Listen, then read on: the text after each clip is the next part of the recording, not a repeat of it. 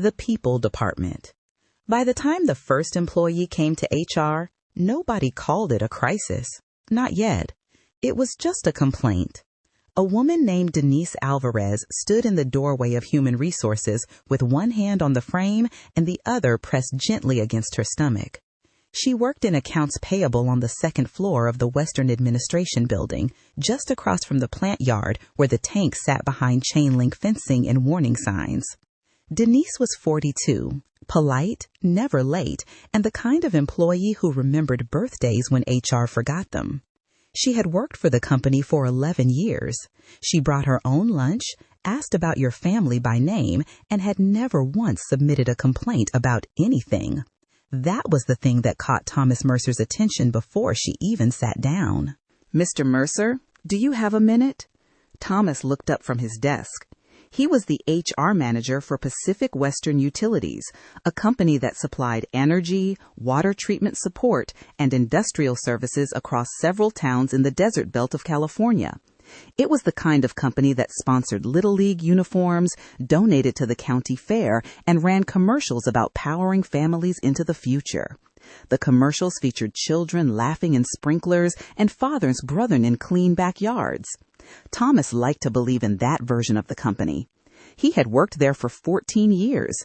He had hired half the building. He had fired some of them, too. "Of course," he said. "Come in." Denise sat down slowly, the way people sit when they've been practicing what they're going to say and are now worried the rehearsal has used up their nerve. "Of course," he said. "Come in." "I don't want to make this into something bigger than it is," she said, "but a few of us have been feeling sick." Thomas leaned forward. "What kind of sick?" She gave a small laugh, but it had no humor in it. It was the laugh of someone who has already been told they're probably fine. "That's the thing. Different kinds. Headaches, nausea, rashes, nosebleeds, fatigue that doesn't go away. My doctor says my blood work looks strange. He used a word I had to look up later." Thomas picked up a pen. "How long has this been going on?" "For me, maybe 8 months. For Carla, longer.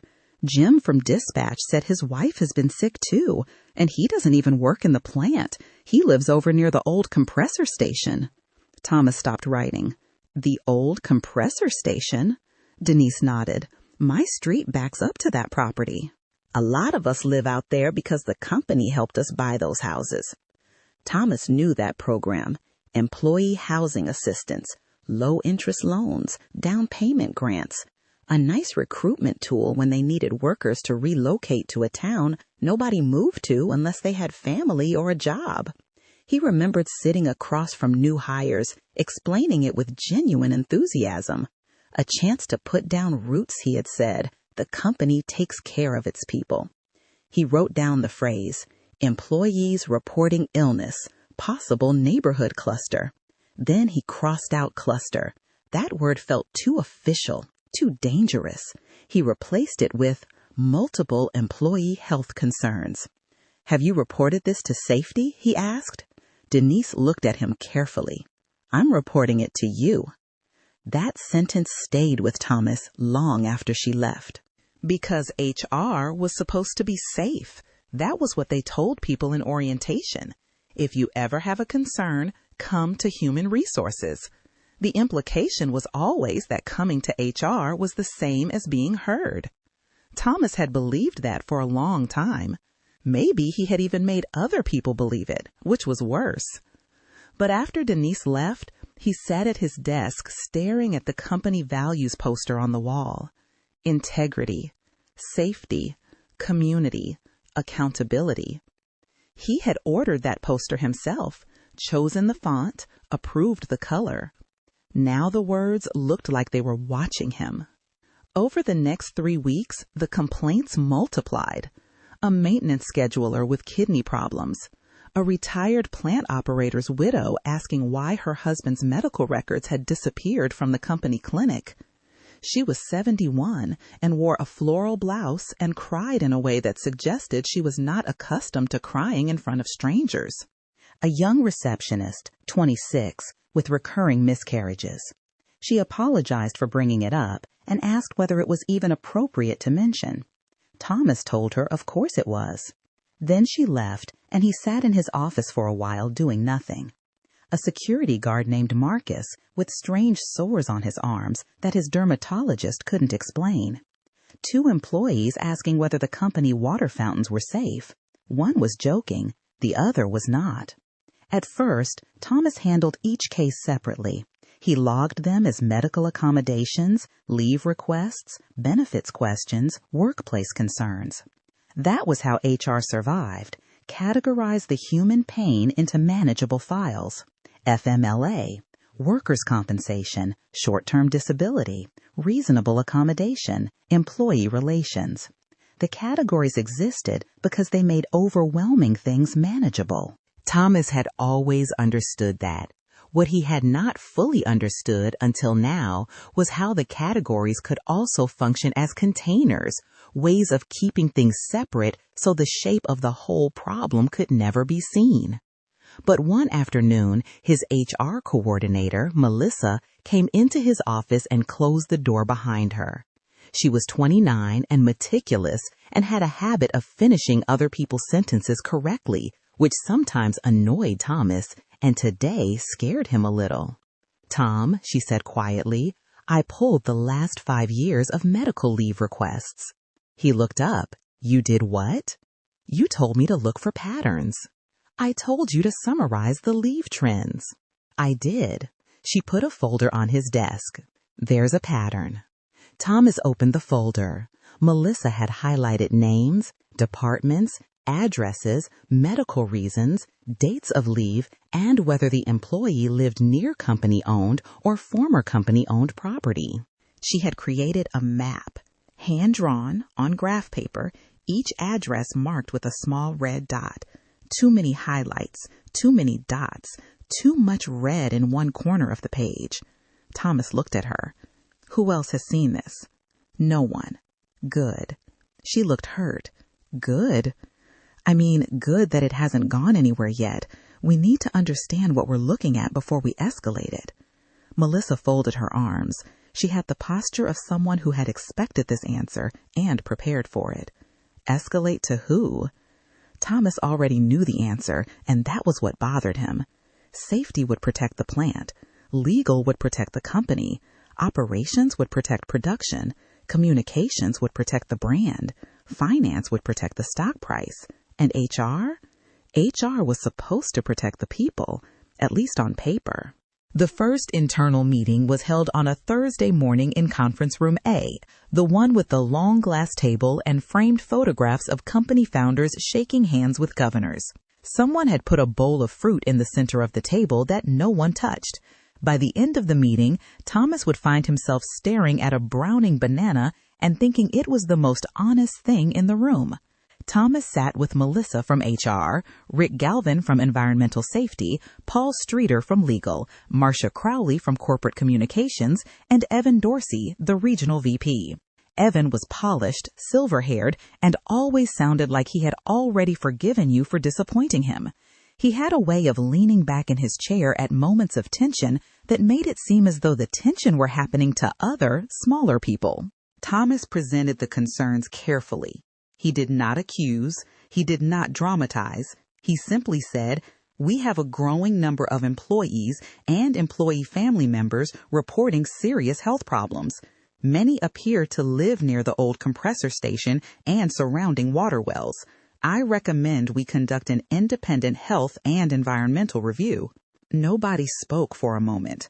Then the fruit bowl sat there. Then Legal spoke. Paul Streeter adjusted his glasses. It was a practice gesture, the kind that created a 2-second buffer between hearing something and responding to it. "Let's be careful with language. A peer is doing a lot of work there." "I understand," Thomas said. "Do we have verified medical diagnoses?" "We have employee reports." "So, no," Melissa leaned forward. "We have doctor's notes attached to leave files." Paul looked at her steadily. "Doctor's notes for individual medical conditions, not evidence of causation." Rick from Safety cleared his throat. "The old station was decommissioned years ago. Environmental signed off. Who signed off? Thomas asked. Rick hesitated. A beat too long. Previous team. Thomas noted that Rick had not looked at him when he answered. Evan finally spoke. Tom, what exactly are you asking for? Independent testing. Water, soil, air if needed. Also medical outreach for employees who lived or worked near affected areas. Marcia from communications shook her head slowly, the way people do when they want to seem reluctant rather than opposed. The minute we do that, we create panic. We'd be acknowledging there's something to look for. The minute we don't, Melissa said, we create something worse. Everyone looked at her. Thomas wished she had not said it, not because she was wrong, because she was right too early. The room wasn't ready for right. The room was still at the stage where right felt threatening. Evan's tone cooled. Let's not get emotional. Thomas hated that phrase. In HR, people said let's not get emotional when they wanted to remove the people from the people problem. It was a way of suggesting that caring about something was itself a form of error. Paul closed his folder with a soft, decisive sound. Our recommendation is that HR continue documenting concerns individually. Safety can review historical records. No external testing without executive approval. Thomas knew what that meant. Delay, contain, control. Call it review, not investigation. Call it concern, not contamination. Call it employee anxiety, not illness. The meeting ended with action items that sounded responsible and meant almost nothing. HR would prepare a wellness memo. Safety would audit records. Legal would review exposure claims. Communications would draft holding statements just in case. Nobody would test the water.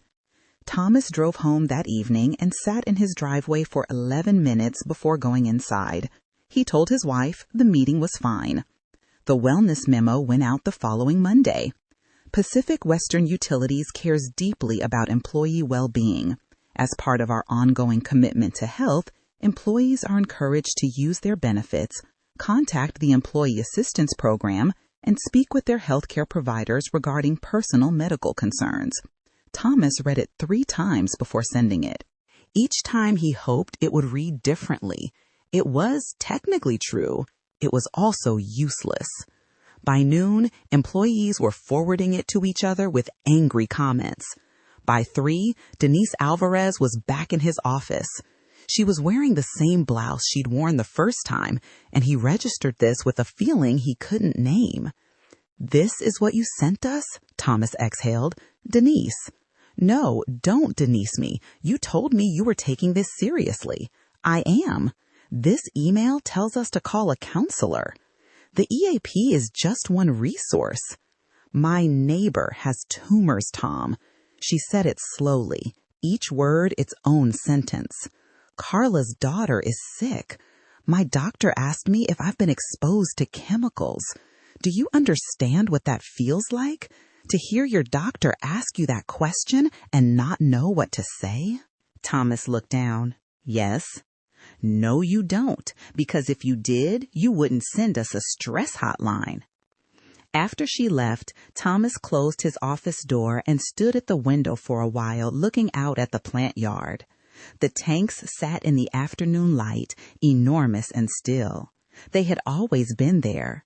He had looked at them 1,000 times and seen industry, infrastructure, the ordinary machinery of a company that made things work. He tried to think about when, exactly, he had stopped asking what was in them. Inside the company, things began to split. Not officially. Officially, everyone remained committed to safety, transparency, and community partnership. The language held. It would hold for a while longer.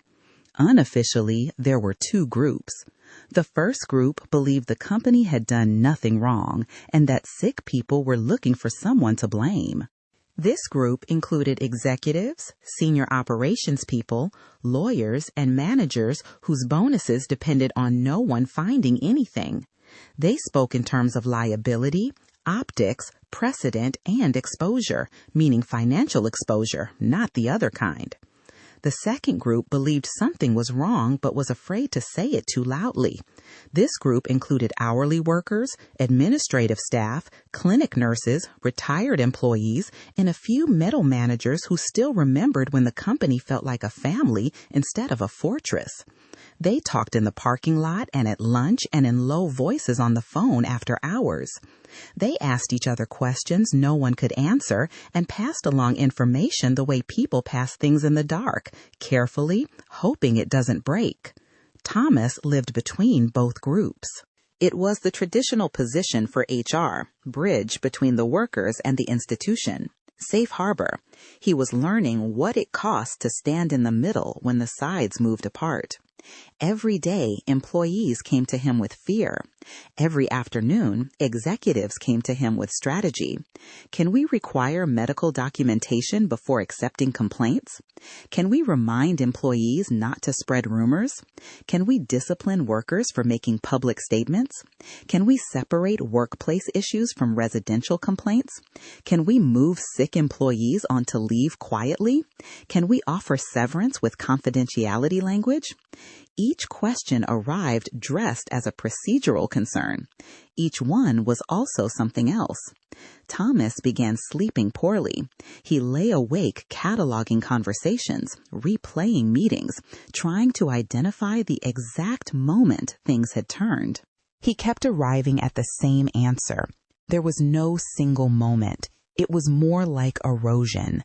The company had managed difficult truths for so long that managing them had become the reflex, and investigation had become the threat.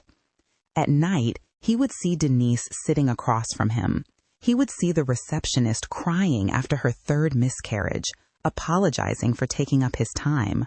He would see Roy, a plant mechanic with 28 years at the company, arms like bridge cable, sitting in the guest chair and asking in a very quiet voice whether the rash on his forearms could have come from something in the coolant water. Roy had never complained about anything in 28 years. Thomas knew this because he had pulled Roy's file after the visit. Then he would hear Paul from legal saying, "Do not speculate. Do not admit. Do not create discoverable documents." The phrase discoverable documents became a ghost that haunted every meeting, every email, every phone call that was suggested instead of an email. Don't write that down. Don't email that. Call me instead. Let's discuss verbally. Thomas began to understand something ugly.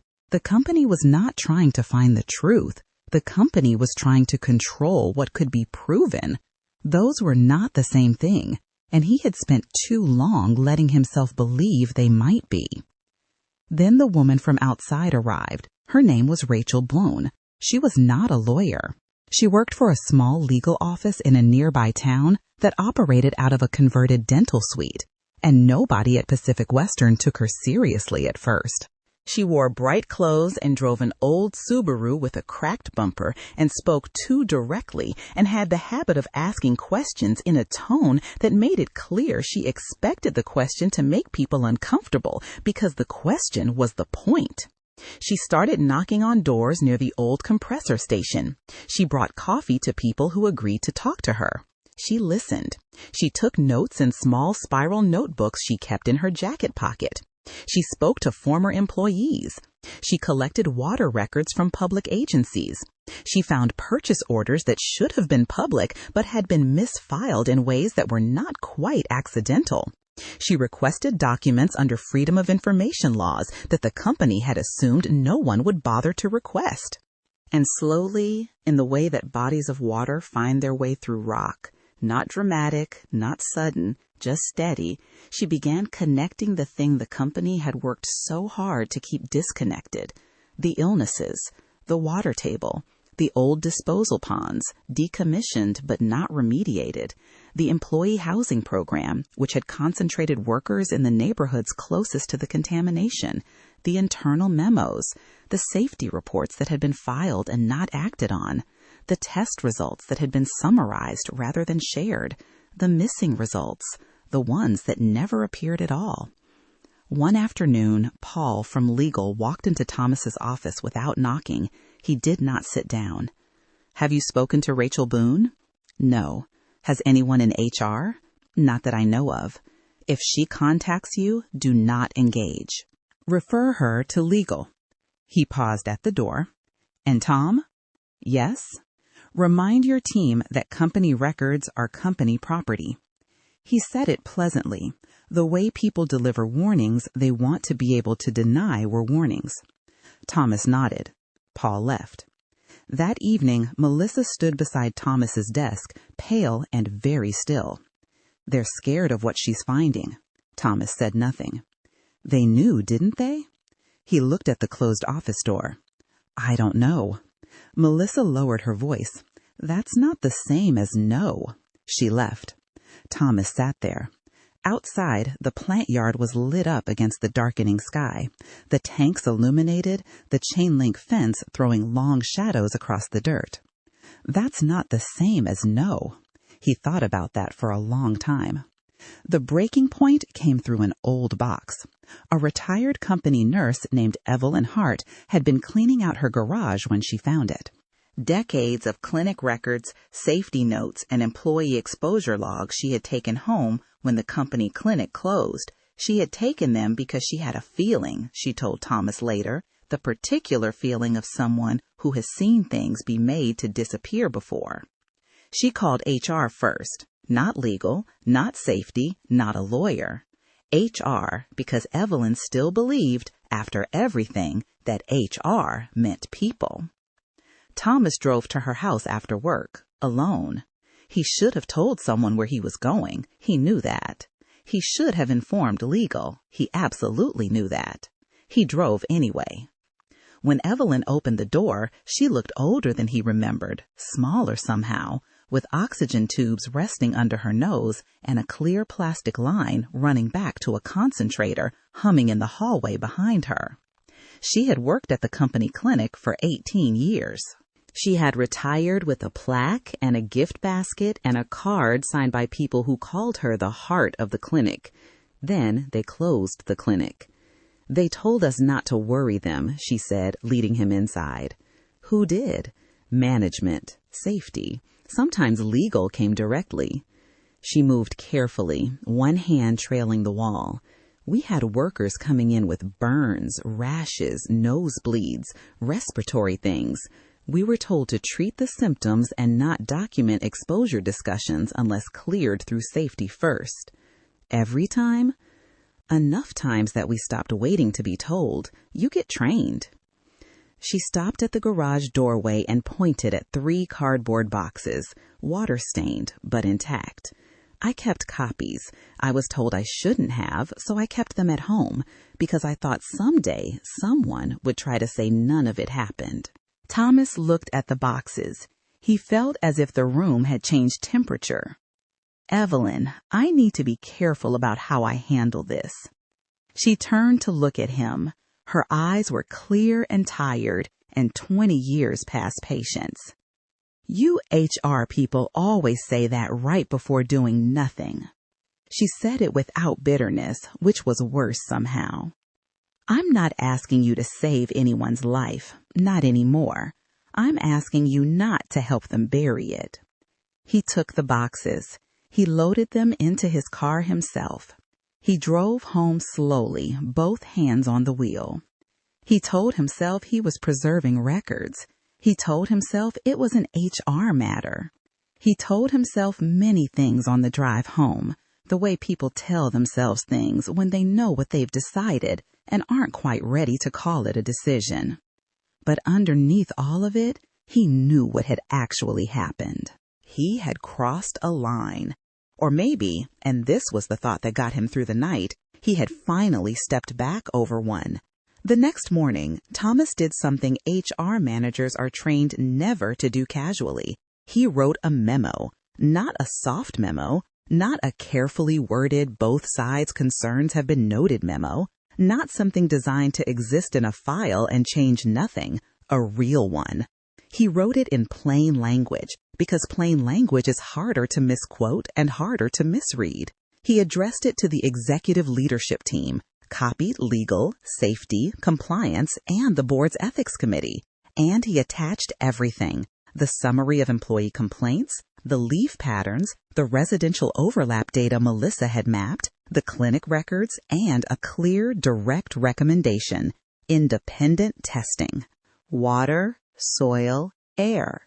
Medical monitoring for affected employees and their families. Document preservation, everything, immediately. Outside counsel review, independent of company legal. And this: retaliation against employees raising concerns must be prohibited immediately and enforced. He used plain words throughout: potential employee exposure, potential community exposure. Failure to investigate may increase harm. The company's obligation to its people is not conditional on whether investigation is convenient. He sat with his finger over the send button for almost 10 minutes. He thought about his mortgage. He thought about his daughter, who had just finished her sophomore year and talked about law school. He thought about 14 years of lunches in the company cafeteria and the morning they promoted him, and the particular satisfaction of doing a job that mattered. He thought about how much he had liked believing the poster on his wall. Then he thought about Denise pressing her hand to her stomach in his doorway.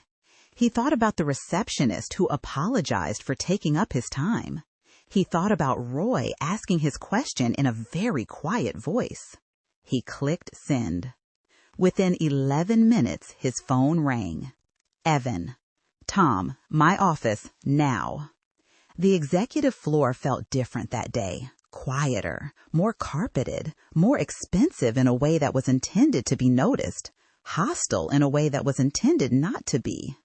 Evan was waiting with Paul from legal. The memo was printed and placed on the desk between them, face up, as though it were evidence from a crime scene, which Thomas realized it probably was, just not the crime they were thinking of. Evan did not invite him to sit. What exactly did you think you were doing? My job. Paul's face tightened in a controlled, lawyerly way. Your job is not to conduct environmental investigations. My job includes employee safety concerns. It always has. That's in my job description, which you approved. Your job, Evan said, his voice dropping into a register Thomas recognized as the one reserved for serious disappointments, is to manage workforce issues professionally, not create corporate panic, not build paper trails for opposing counsel. Thomas felt his hands tremble, just slightly, and held them still. People are sick.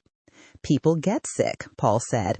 Causation is a legal standard, not an HR opinion. That's why I recommended testing, so we know. Evan leaned forward. You have put this company in an extremely difficult position. Thomas almost laughed. The laugh didn't come out, but he felt it. The company was in a difficult position because people might have been poisoned for years while internal reports went unacted on and test results were summarized into uselessness. But in that room, in that particular expensive carpet-scented silence, the difficulty was not the sickness, it was the paper trail. The difficulty was Thomas. Paul slid a document across the desk. Thomas did not pick it up. We're placing you on administrative leave pending a review of your handling of confidential employee information and the unauthorized acquisition of company property. There it was. Not fired. That would have been cleaner, honestly. Just removed, neutralized, packaged in process like everything else the company preferred not to face directly. Thomas looked at the document, then at Evan. You're making a mistake. Evan's expression was the one he used when someone had failed to understand something obvious. No, Tom, you made one. 14 years and you do this. 14 years and this is the first time I've been afraid we were actually hurting people. Nobody said anything. Thomas picked up his bag and left without being told to. Administrative leave was a strange kind of exile. Thomas was still employed, but locked out of his email. Still paid, but silenced. still listed on the company directory under human resources, but no longer permitted to be human or resourceful. He kept his laptop. He wasn't sure if that was an oversight. For 2 weeks, he watched the company from the outside the way you watch weather from indoors, aware that it's real, aware that it's coming, unable to do much about the direction. The story began to leak, first in local whispers, the kind that travel from person to person at gas stations and backfence conversations. Then a newspaper article, cautious, sourced to anonymous former employees, buried in the regional section. Then a television segment, a local station, but the kind of story that travels. Then former employees started talking, not anonymously. Rachel Boone's legal team filed formal claims.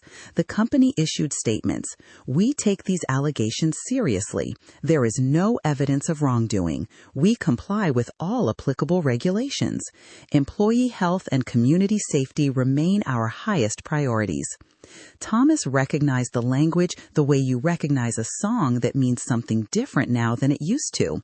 He had written versions of it himself for other situations. A forklift accident, a discrimination complaint, a wage dispute. The architecture of corporate reassurance was always the same. We care, we comply, we're looking into it, please remain calm. But this was different.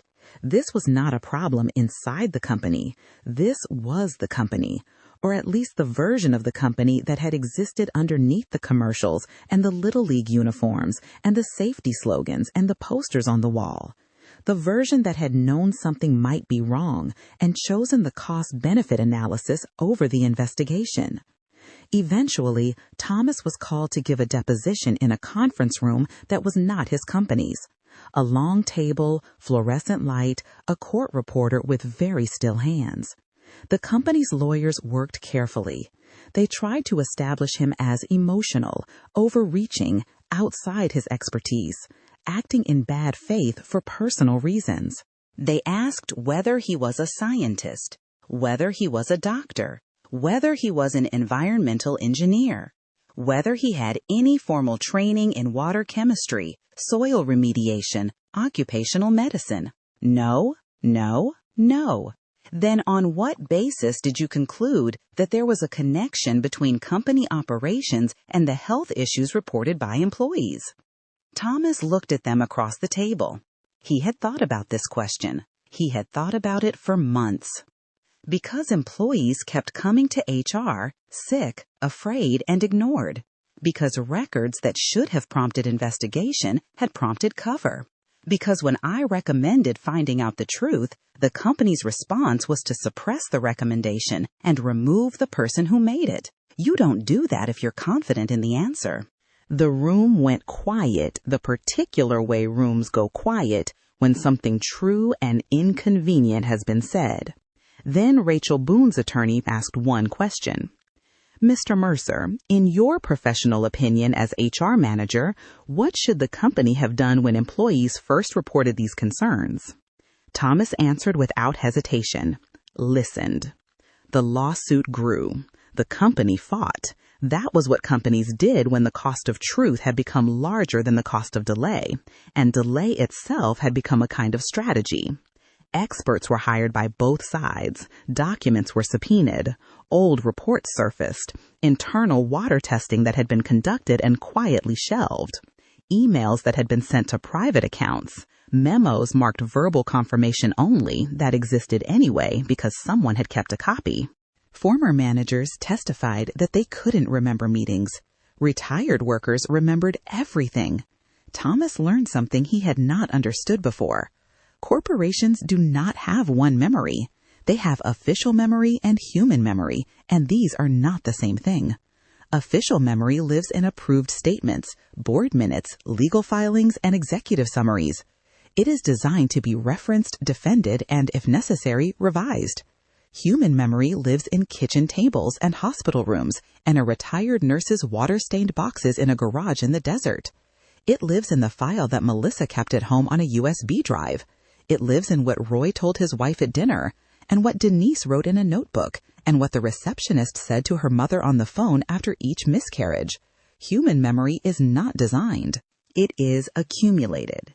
And it is, in the end, more durable. For years, Pacific Western had trusted official memory to win. But human memory was louder now, and it had names. Denise, Carla, Roy, Evelyn, a security guard named Marcus, a young woman who had never stopped apologizing for taking up time, children, spouses, neighbors, retirees. People who had believed the company when it said the water was safe, when it said the tests were clean, when it said the station had been properly decommissioned, when it said Pacific Western takes care of its people.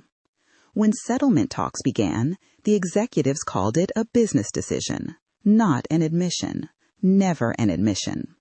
The final number was enormous, large enough to make regional headlines, large enough for the company to frame it as a gesture of responsibility rather than an acknowledgement of harm.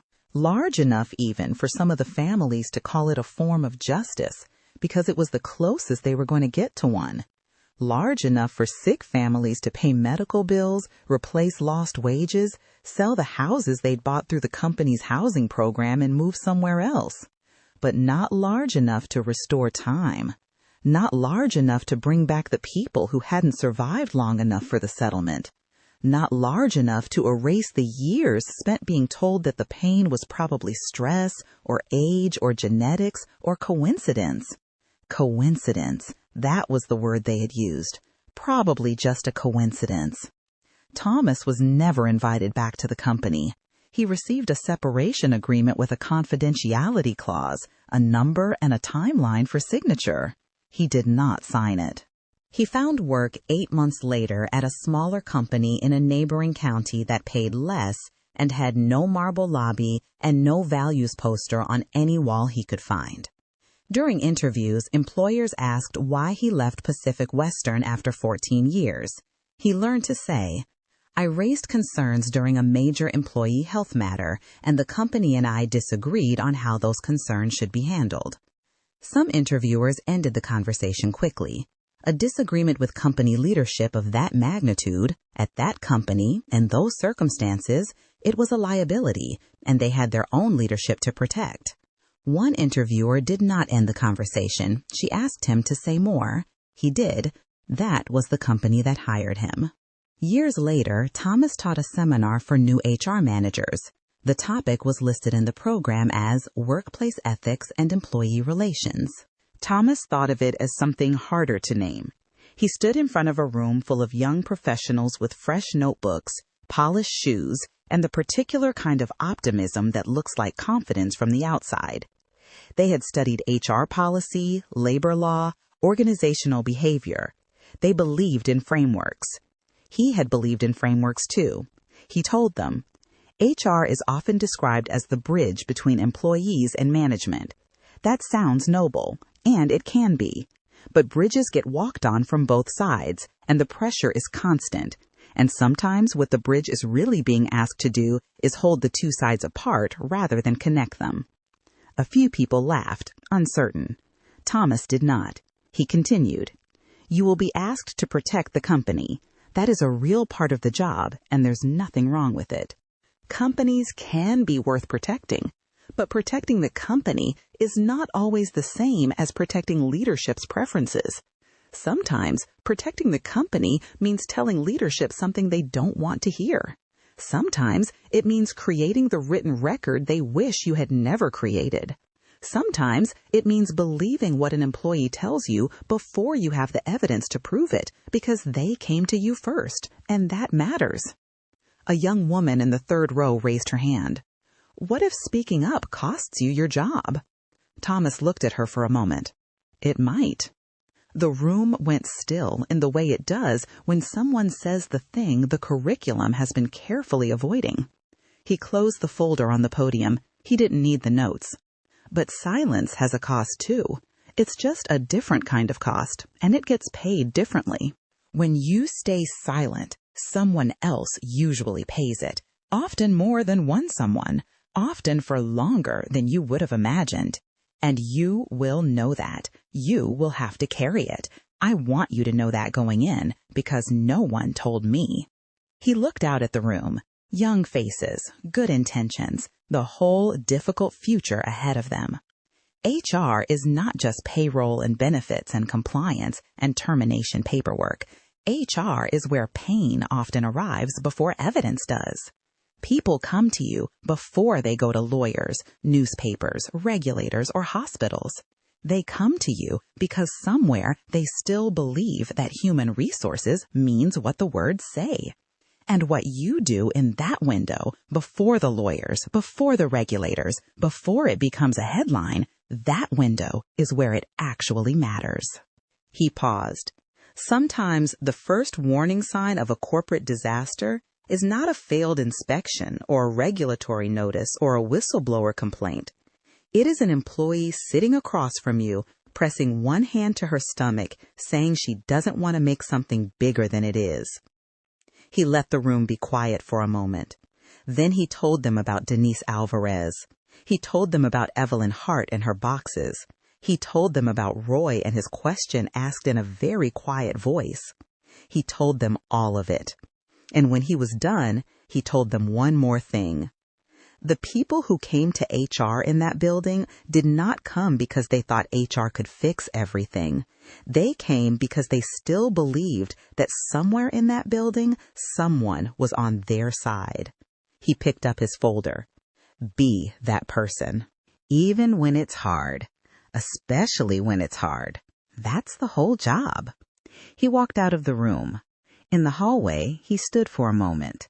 He thought about a woman he hadn't seen in years who had walked into his office with one hand pressed to her stomach and said she didn't want to make anything bigger than it was. He hoped she was well. He didn't know. That was the part he had to live with. But he had listened. In the end, at least, he had listened.